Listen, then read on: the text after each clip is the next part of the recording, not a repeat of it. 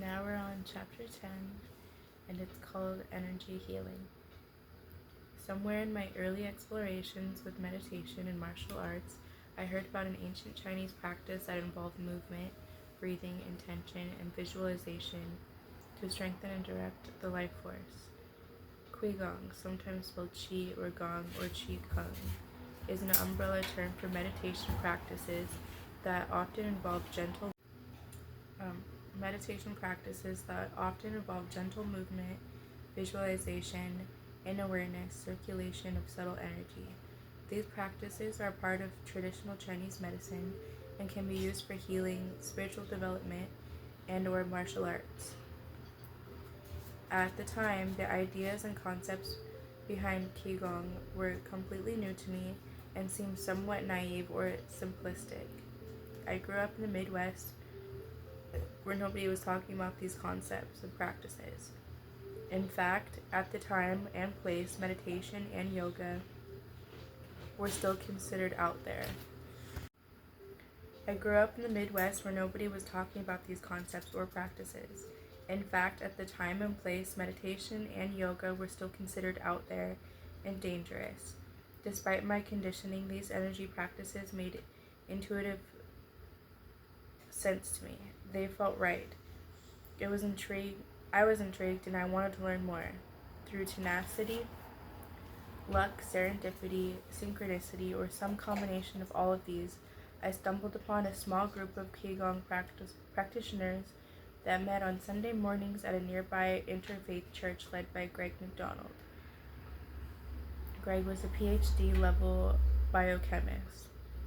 He left a university position to pursue other interests, including teaching Qigong. He had gathered practices from a variety of traditions and blended them together into his own style, which included elements of shamanism, Native American spirituality, Taoism, Buddhism, and New Age practices. Having no prior experience, I assumed that what Greg was teaching was traditional Qigong. I later learned that there are literally thousands of types, making it a broad and diverse set of practices. Greg was more interested in helping each of us cultivate the ability to feel and sense energy, rather than rigidly focusing on the correct way to do movements. He assumed that each of us could sense and manipulate energy fields for the betterment of others. This confidence was valuable to me as it allowed me the space to trust my feelings and any intuitions I might receive. No matter what I felt or experienced, it was all considered valid. In any given class, we might experiment with passing ki to each other or tapping into healing potential of the earth, trees, stars, or each other. It was here that I first learned to feel energy and began experimenting with energy healing. As I became more sensitized to feeling of energy movement in and around my body, I became slightly obsessed. This was amazing, and I had wondered why more people didn't know about this. I had discovered that there was a concrete way to directly experience something beyond the physical self. It was first-hand evidence that I was more than a pile of organs in a meat suit. Within a few years, I was teaching my own Qigong class and developing my own way of understanding how this all worked. Greg's confidence in my ability and his encouragement to create my own style helped me to realize that there isn't a single path to energy development. In fact, it felt important that each of us find our own way. While this general attitude resonated deeply within me, it also seemed contrary to what I had observed. Most energy healing schools and systems seemed to suggest that they had the only valid approach. Instead, Greg taught me to explore, experiment, and trust myself. A subset of students from our Qigong group started meeting outside of class to practice energy healing techniques. Typically, we would work out a simple room in a rented space or in someone's home. The healing space would basically consist of a few chairs, a massage table in the center, and whatever healing objects the members contributed. One of us would lay on the table and our group would do their thing. Not surprisingly, it was an eclectic group and set of approaches. Some of the healers would sit back in their chair with their eyes closed. Others would approach the person on the table that put their hands on the area that needed healing. Some people would move their hands around the person to help clear the energy. Others used feathers, crystals, or other tools. Essentially, each of us were attempting to listen to our inner guidance. Nearly every time the person receiving healing felt some significant relief during and after the session. Sometimes they would describe experiencing a sensation of energy, like electricity, moving through their body, or drifting into a trance-like state, or seeing vivid colors.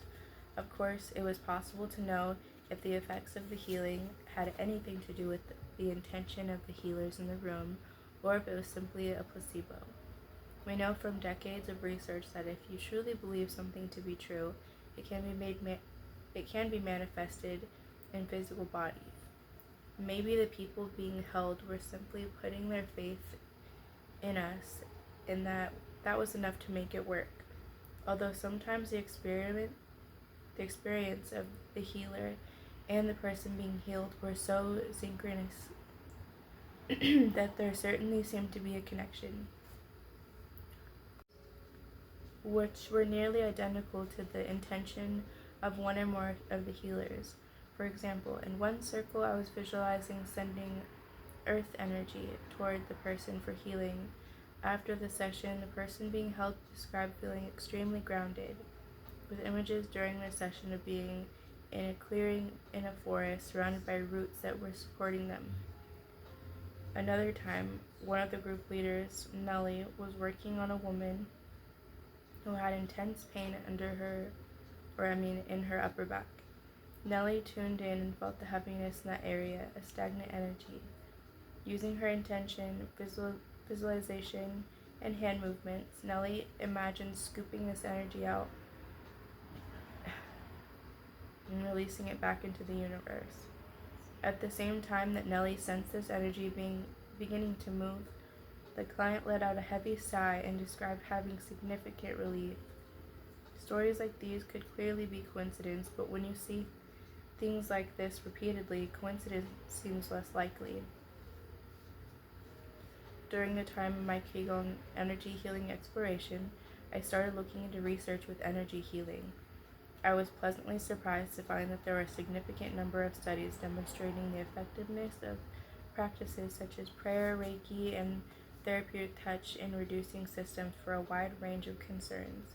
Unfortunately, a lot of these research suffered from study design limitations that made it difficult to know if the positive effects were due to energy healing, attention from the healer, a belief in the power of healing, or other unspecified lifestyle changes.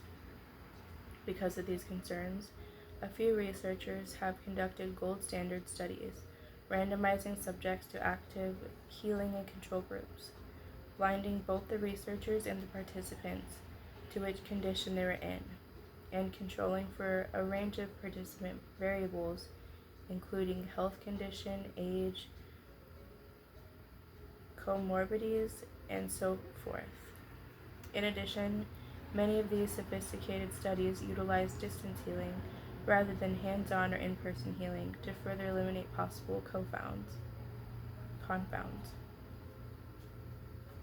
One of the first of these studies examined the impact of prayer on 393 coronary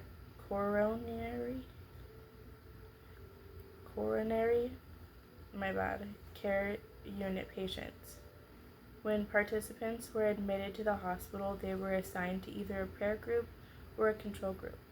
Because it was a blind study, the patients did not know if they were being prayed for or not, eliminating the possibility of the placebo effect. Those in the prayer group were matched with 3 to 7 intercessors who were given the patient's name, diagnosis, and general condition, as well as updates on their condition through the study. The intercessors were from a variety of Protestant and Roman Catholic churches, Protestant and Roman Catholic churches and were asked to pray daily for the rapid recovery and for the prevention of complications and death, in addition to the other areas of prayer they believed to be beneficial to the patient. After analyzing the results, they found that the prayed for group had significantly fewer cases of pneumonia, congestive heart failure, intubation/ventilation procedures, cardiopulmonary arrest, and significantly less need for antibiotics and diuretics. The prayed for group was also more likely to demonstrate a good hospital course. Another well-done study examined the impact of distance healing on people with advanced AIDS. 40 participants were matched based on their age, T-cell count, and number of AIDS-related symptoms. These matched groups were then assigned to either distant healing group or a control group. Distant healing practitioners from a variety of traditions served as the healers and sent each patient in active distance healing group received healing from 10 different practitioners. During the 6 months of study, patients in the treatment group experienced significantly fewer doctor visits, hospitalizations, and new AIDS-related diseases. They also had shorter periods of hospitalization, lower severity of illness, and improved mood compared to the control group. There were no differences, however, between groups in physical symptoms or quality of life. Beyond these two examples, summaries of well-designed energy healing research has been conducted by a few research teams. Aston and colleagues examined the results of 23 studies that met specific criteria, including random assignment of participants, a placebo control group, a publication of the results in a peer-reviewed journal. Overall, the improvement in conditions treated was statistically significant with a combined effect size of 0.40. This means that there was less than 1% chance that these results were due to chance and a 99% chance that these findings reflect a valid finding. Of the 23 studies examined, 57%, which is 13, showed a positive treatment effect. 9 showed no effect, and 1 showed a negative effect. While this may seem a bit disappointing, it makes sense that you would not see positive changes in every study. Despite best attempts, there are many factors that cannot be controlled in research. What if the control group just so happened to be more physically active, or have a better diet, or a better support system? Or what if the control group also had friends and relatives praying for them that nobody knew about? The fact that more than half of the studies reviewed showed a positive impact from the energy healing, despite these unknown influences, was enough for the researchers to suggest that this area deserved more attention. A more recent meta-analysis of distant healing studies was done that involved non-whole human target systems. This means that healers were sending healing intentions to animals, tissue samples, or bacteria. The reason for this approach was to create even more control of the study, creating a greater confidence in any of the findings. A tissue sample, for example, does not have any beliefs about healing that could interfere with the results, and it is much easier to control the environment. After combining the results of 49 studies from 34 research papers, the authors found a small but statistically significant effect for the impact of disease healing. This type of research was important and probably necessary for me to fully accept that there is more energy healing than wishful thinking or placebo effect. For me, the logic was straightforward. If humans can influence cells with their intention, they should be able to influence things made of cells. Despite the rather convincing research evidence showing that our thoughts can influence other systems, there was little research exploring what is happening in the brain during energy healing, either for the sender or receiver. Ken Cohen has studied and taught Qigong Tai Chi, and Taoism for more than 50 years, becoming one of the world's foremost authorities in the ancient traditions. He is the author of the book The Way of Qigong, The Art and Science of Energy Healing, as well as more than 200 articles on related topics.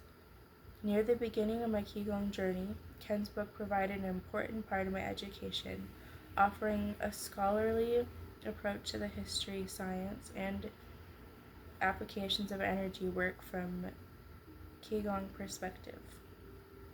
Eventually, I enrolled in his instructor training program, allowing me to learn from him directly.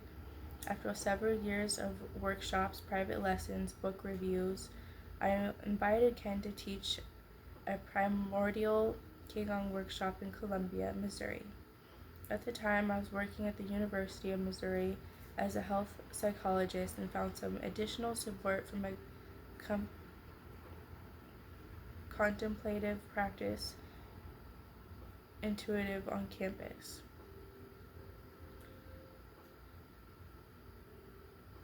Initiative. So it's a contemplative practice initiative on campus. Having Ken in town for an entire week seemed like a perfect opportunity for a case study. I mean, how often do you get the chance to conduct an EEG recording of a Qigong Grand Master? As the week progressed, I managed to find a window where Ken was open for a few hours. I asked him if he'd be willing to participate in a brainwave study while engaging in energy healing and meditation. Turns out he had done some EEG brain mapping research many years earlier and was eager to find out how the two sessions compared. I had no idea at the time, but Ken had been one of the research subjects as the famous copper wall experiment. Green was a pioneer in the field of biofeedback and consciousness. To scientifically measure energy healing, he created a room with a copper wall that was wired up to recording changes in electrical activity. Green then brought a variety of energy healers to sit in the room, meditate, and send healing energy through intention. When Green analyzed the data, he found that the wall was picking up massive surges of electricity that would come in bursts, usually lasting only 4 to 5 seconds, but at much higher amplitudes than would be expected from random fluctuations in the body. In fact, Green reported on one occasion that he recorded a reading at 200 volts, which is 1,000 times larger than what would be expected from electricity generated by the body. In many cases, these bursts happening at the same time the healer was generating or sending a healing intention. Other times, the surges just occurred while the healer was engaged in meditation. I didn't have a copper wall, but I did have EEG equipment.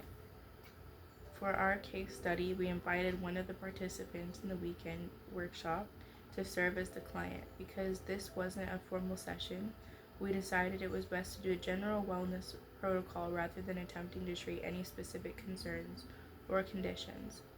After attaching an EEG cap and the recording some baseline data, Ken stood near a volunteer with his hands above her head, facing the crown chakra.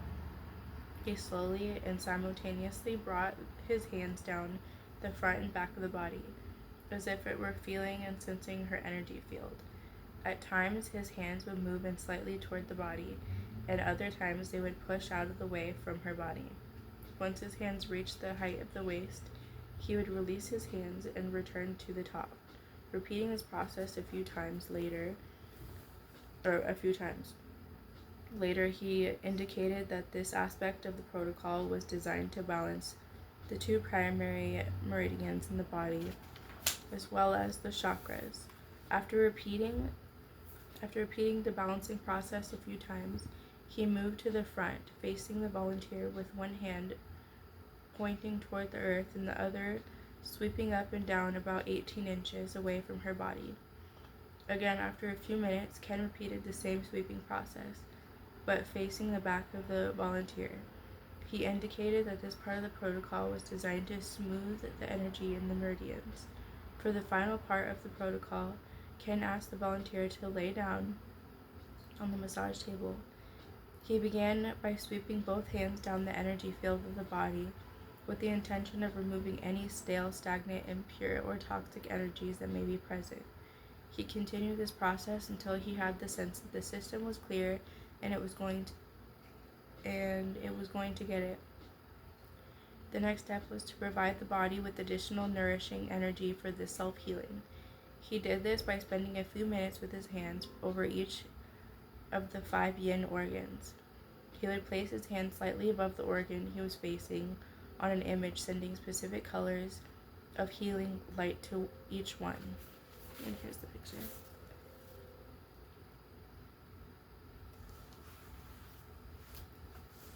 Ken's brainwave activity was measured first in baseline condition, simply standing with his eyes open, doing nothing. Next, his brainwave activity was recording during the healing session. After the data were cleaned to remove any artificials from a movement, the 2 recordings were compared. The brain images show the percentage of change in each brainwave, comparing healing with baseline. The key below each head map indicates the amount of change. For example, the graph under the gamma head map ranges from negative 73 to plus 73. This means that anywhere the gamma head map shows the darkest shading, there is a 73% increase in the brainwave activity in those regions. The areas with the lightest shading indicated a 73% decrease in activity. And here it is.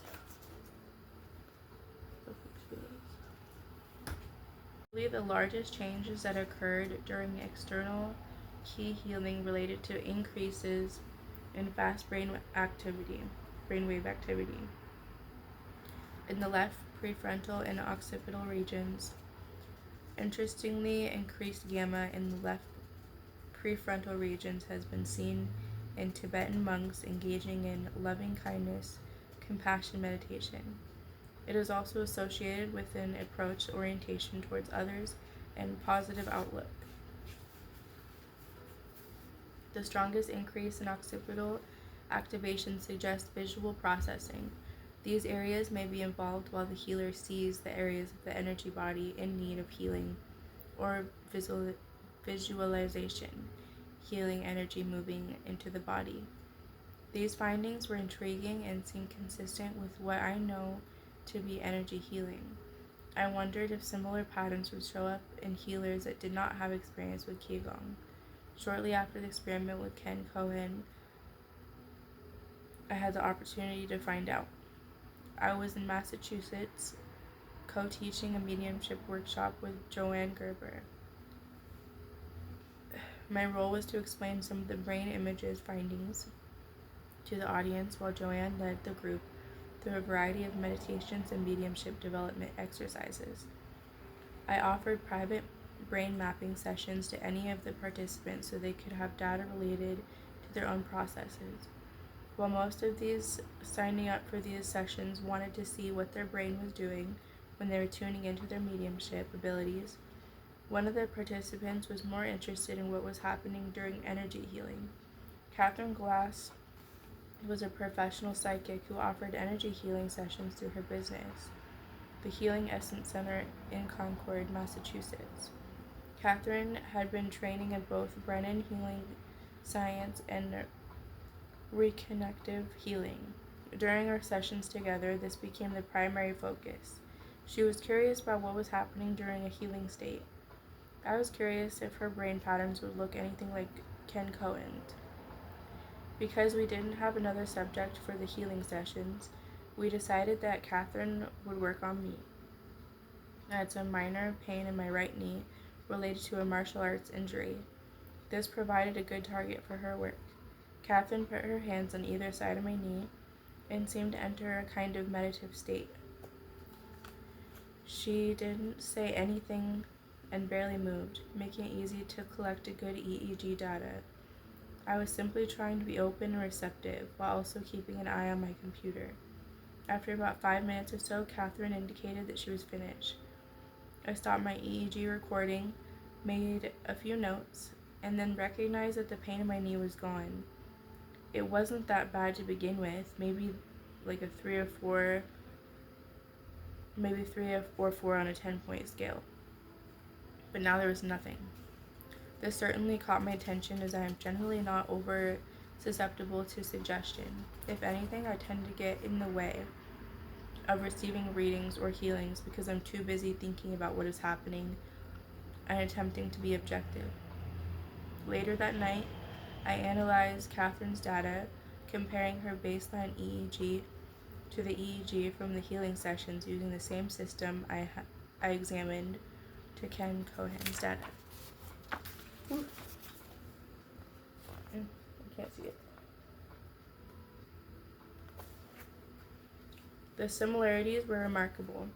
During the healing session, Catherine showed a significant increase of fast brain waves, just like Ken Cohen, with an emphasis in the same areas, the left frontal and occipital regions. Catherine also showed some fast activity near the ears, which is likely due to jaw tension rather than brain waves. The other striking feature was a significant decrease of slow wave activity. This was particularly interesting given that these recordings were conducted with eyes closed, when we expect these brain waves to be the strongest. This significant decrease of alpha focused in the back of the brain may indicate an external focus. As mentioned in Chapter 8, increase of alpha tend to correlate with an internal attention, while decreased alpha suggests an external attention. Even though Catherine's eyes were closed, she was focused on me and my knee.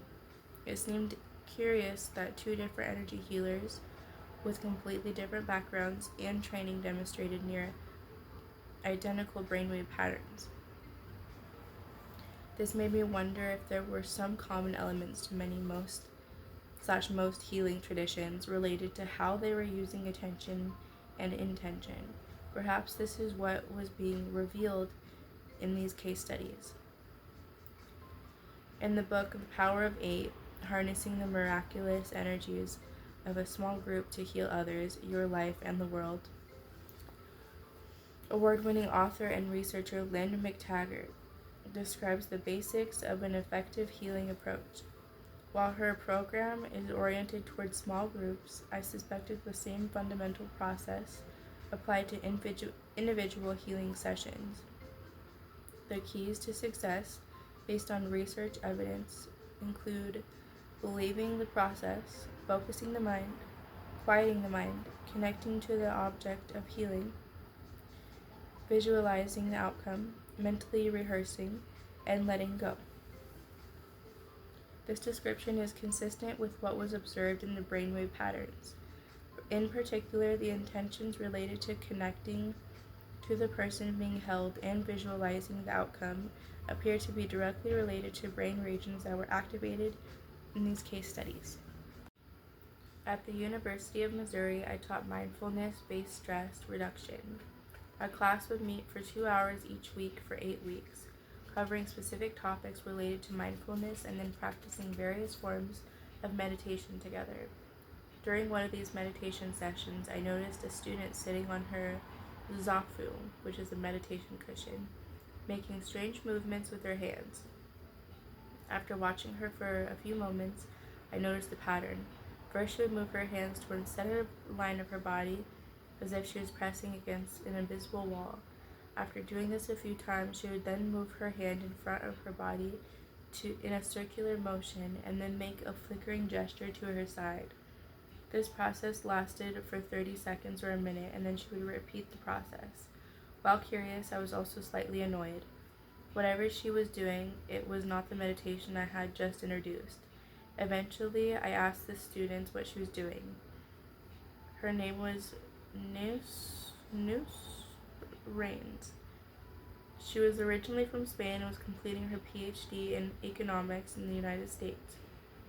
She told me that she had been training in pranic healing and Arhatic yoga for the past several years and was doing a self-healing practice during the meditation session. I had never heard of pranic healing or Hatha Yoga, and honestly had no interest in either of them. At the time, I felt like my mindfulness and Qigong practices were all I needed. Everything else was a distraction. Noose discovered that I was exploring EEG patterns associated with meditation and suggested we look up pranic healing. I declined. A few months later, she followed up, providing me with a bit more information and some ideas for simple study. Again, I declined. Still not interested. Being tenacious, Noose waited another few months and contacted me again, assuring me that the study would be very simple and my involvement would be minimal. For whatever reason, this time I decided to listen. I'm glad I did. Our little study ended up having an important influence on my personal and professional explorations. Having no idea what pranic healing was, I had to do some research. I knew what healing was, but I wasn't clear about the term pranic. I thought maybe it had something to do with the breath. Noose let me borrow her book, Miracles Through Pranic Healing, by Master Chow. Oh God. To help me get oriented. Turns out the root of pranic is prana.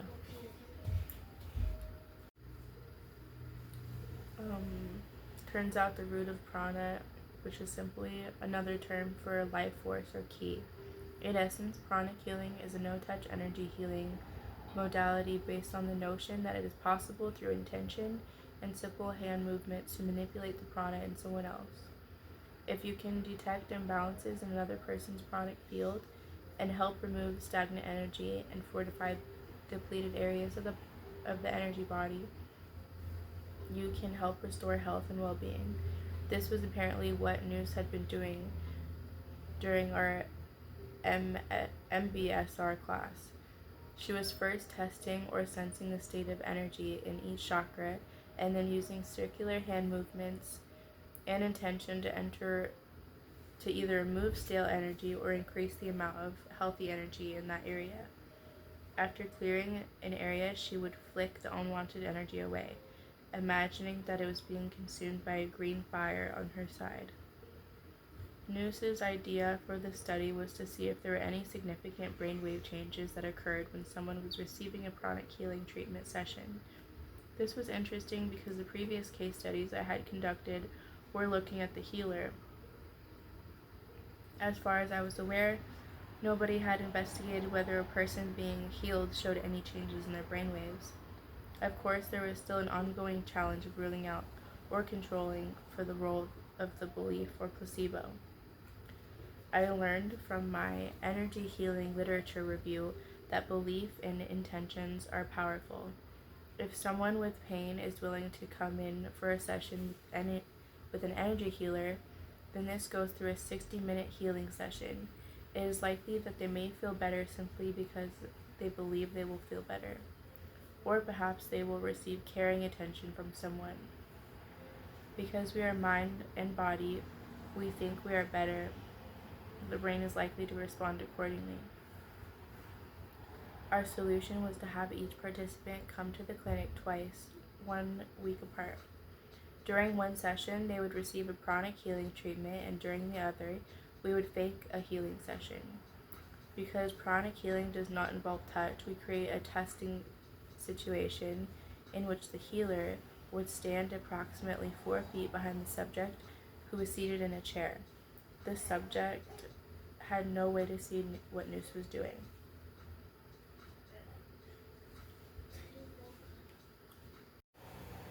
If you can detect imbalances in other person's frantic field to help remove stagnant energy and fortify depleted areas of the energy body, you can help restore health and well-being. This was apparently what Noose had been doing during her MBSR class. She was first testing or sensing the state of her energy in each chakra, and then using circular hand movements and intention to either remove stale energy or increase the amount of healthy energy in the area. Oh, I already read that. Noose's idea for the study was to see if there were any significant brainwave changes that occurred when someone was receiving chronic healing treatment session. This was interesting because, I read that whole, okay. To minimize the likelihood that the subjects might pick up on a subtle cue and figure out which of the sessions involved actual healing, Noose attempted to mimic some of the natural movements that might happen during a typical session during the control condition. For example, she would shift her weight, circle her hands, and even use a spray bottle containing alcohol and lavender essential oils to cleanse her hands periodically. Even though we only had 4 subjects, we counterbalanced the order in which each person received the conditions. 2 of the subjects received the control condition first, while the other 2 received the pranic healing session first. At the end of the study, we asked each participant to guess which of the sessions was the actual pranic healing session. Half of them guessed correctly, which is what you would expect by chance and suggests that there were no obvious overt cues. At the beginning of each session, the participants rated their level of pain, discomfort, tension, and mobility. Then we measured their EEG activity using the 19-channel system. After their session, we repeated these measurements. This process allowed us to compare the results of the actual pranic healing session to the placebo control condition. The results were intriguing. On the subjective measures, 3 or 4 subjects reported about the same change in pain during 2 conditions. However, subject 4 reported 83% decrease in pain after the pH session, and only 17% decrease in pain after the placebo condition. All subjects reported a decrease of 50 to 83% in discomfort following the pH sessions, while the placebo condition resulted in discomfort reductions between 0 and 50%. For tension, subject 1, 2, and 3 reported similar reductions in both sessions, 50%, while subject 4 reported an 83% reduction following pH and a 0% reduction after the placebo. There were no significant changes between the session and mobility. While these results weren't definitive proof, they seemed to favor the pH sessions, suggesting there is something more happening above and beyond placebo or relaxation. It was also interesting that each subject seemed to respond somewhat differently. For example, subject 4 reported a much more dramatic shift during the pH than during placebo on several variables, with most of the other subjects showed more minimal differences. We examined changes in the brain by comparing each participant's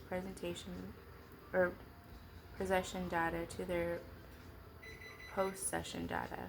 This gave us a picture of how each session changed the brainwave patterns, allowing us to see the impact of both the placebo and the pH treatment. Every way we sliced and diced the data, the results showed that the brain changes occurring during pH sessions were significantly different than those occurring during the placebo condition. Interesting, none of the subjects showed the same kind of changes. For example, subject 1 showed a significant increase of slow brainwave activity, which is the darker shading, during the placebo condition, but a decrease of the same brainwaves during the pH session. Subject 4 showed a significant increase of alpha activity during the placebo condition, but not during the pH. This participant also demonstrated a significant increase of gamma activity in the back of the head during the pH condition, but not during the placebo.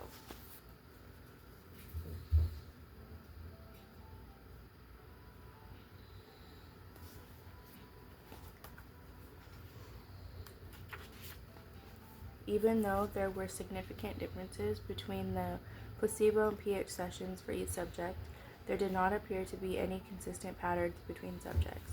Everyone seemed to respond differently. Despite some initial frustration, these results made perfect sense. Why would I expect a group of distinct individuals with different ages different ages, gender, identities, backgrounds, education levels, incomes, health conditions, character traits, and temperaments to respond the same to an energy healing session. It makes more sense that everyone would respond in a personalized way. It also makes sense that some people might have more dramatic effect than others. Of course, studies with a small sample size tend to raise more questions than answers. For example, are the brainwave changes during a healing session different from what is observed immediately after a session? What about 2 weeks later? Are the brainwave changes demonstrated by subject 4 more consistent with greater subjective changes? This person clearly reported the largest reduction in pain and discomfort following the pH session compared to other participants. It is increased gamma activity, or can any of the brain waves be associated with healing? I also wondered if the openness or receptiveness of the person being healed might also make a difference. What if subject 4 got the most from the pH session because they were the most open and resonant to the healer or the process? Clearly, we have a lot to learn. The ability to heal ourselves and others appear to be innate, a capacity we each possess. But there are a variety of strategies, techniques, and states of consciousness that can facilitate the effectiveness of this ability. In addition to the suggestions offered earlier from Lynn McTaggart's work, it also seems important to disidentify from the healing process. Most successful healers do not view themselves as causing the healing, rather than believing they are using their own personal healing energy to cause a response in the other person. They believe they're acting as a channel for the healing energy from the universe. This mindset seems important in a few ways. First, it removes ego from the situation. If it is not really about the healer's power, it becomes easier to get out of the way and allow healing to happen on its own. Second, this mindset implies that the healer trusts the process and the healing capacity of the other person. It can be empowering to realize that you have the capacity to heal yourself. Third, it minimizes the tendency to over effort. When you attempt to enforce your intention through willpower, the resulting tension often blocks the flow of energy that naturally happens. In fact, one of the best things you can do as a healer is stay relaxed. This healer as channel approach can be practiced through the process of holding space. Holding space is a concept that has been popularized in emotional gatherings and psychedelic experiences to describe the primary role of sitter. These are people with the experience and/or training who help create an energetic container with their presence. Their job is primarily to maintain a grounded, calm, steady, and compassionate disposition. The presence of one or more sitters in an intense experience can be very stabilizing for the participants, offering emotional and physical safety and support so that the participants can explore aspects of themselves, express difficult emotions, and heal. In many ways, the same approach is used by successful healers, creating a safe, supportive space, setting a clear intention, and trusting that the other person can heal themselves. With this mind, being a sitter or holding space is like a meditation, letting go of personal thoughts and concerns, being aware of what is happening internally and externally in the moment, and maintaining a gentle, positive regard for other persons present. When I was completing my training as a psychedelic guide through the medicinal mindfulness program, they explained this sitter orientation is a 60-40 division of attention. 60% of your attention is on yourself, being aware of your thoughts, feelings, and reactions, quieting your mind, noticing the energy in the environment and its impact on you, staying relaxed, and breathing in a rhythmic, gentle fashion. 40% of your attention is on the person or group, tracking their reactions, offering support if needed, sending positive intentions. I love this approach as it offers method to check your own process. As you are working with someone, Either as a sitter or a healer, how is your attention divided? Are you pushing? Are you trying to influence the process?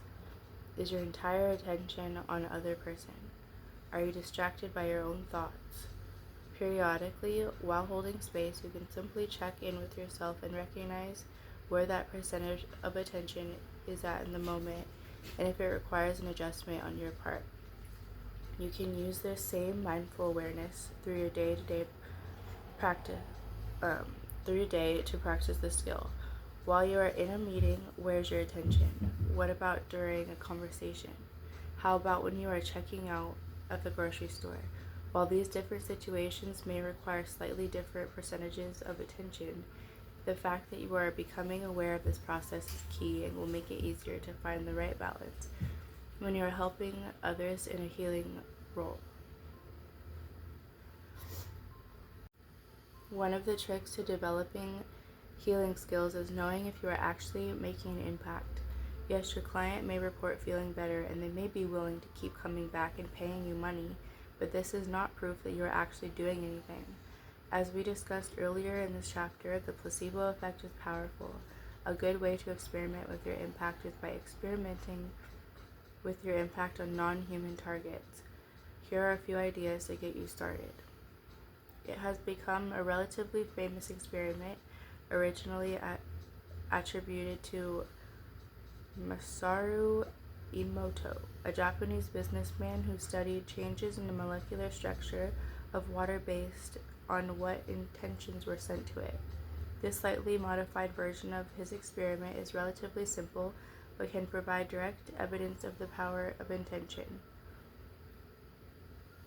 Number 1. Place the same amount of uncooked rice in 2 separate jars. Number 2. Cover the rice in each jar with the same amount of water. Number 3. Each day send healing intentions to the jar number 1. Do this for at least 5 minutes every day. Number 4. Ignore jar number 2. Number 5. Continue this every day and notice what happens after several weeks of this practice. You may notice that the rice sent healing intentions remains white while the ignored jar begins to become discolored. Continue for several months and observe how the 2 jars look more and more dissimilar. We measure the acidity or basicity of a solution on a pH scale. In general, clean water should have a pH of about 7 or between 6.5 and 8.5. Various researchers, including Dr. Gary Schwartz, Dr. Melinda Connor, and Lynn McTaggart, have conducted experiments to see if healers can change the pH of a solution simply through your intention. The answer, as you might have guessed, is yes. For this experiment, you will need a pH meter, which can be purchased at most hardware or lawn or garden stores. Number 1. Obtain a baseline pH reading of a glass of water obtained from your sink, noting any fluctuations over a several-minute period. Number 2. Practice holding space and sending gentle but focused intentions to the water to either increase or decrease the pH level. Number 3. Keep practicing. If you don't notice anything at the first few times, try making some adjustments to your approach, and don't be surprised if the pH shifts in the opposite direction of your intentions. Sometimes that happens. This experiment, the seed experiment, is basically the same as the rice experiment, except rather than focusing on rice, you're directing your attention toward one group of seeds while the other group is ignored. Number 1, get your seeds. Provide research in this area has used barley or wheat seeds, but I suspect just about anything would work. Number 2, create 2 identical pots. You should label it number 1 and number 2. Use the same amount of soil from the same source. Number 3, plant a dozen or more seeds in each pot, making sure you plant the same number of seeds in each one following the instructions on the seed packet. Number 4, ask a friend to randomly choose one of the pots to receive loving attention. Number 5, keep the pots in the same location. Number 6, every day for 5 minutes, practice holding space with the identified pot of seeds, sending it positive, loving regard. During the attention sending, separate the pots to avoid inadvertently sending positive attentions to the controlled seeds. After the 5-minute practice, return both pots to their original placement. Number 7. Continue this practice for a few weeks and then measure the lengths of each seedling in the 2 pots. Average the seedling height in each pot and see if there's any difference. And that is chapter 10.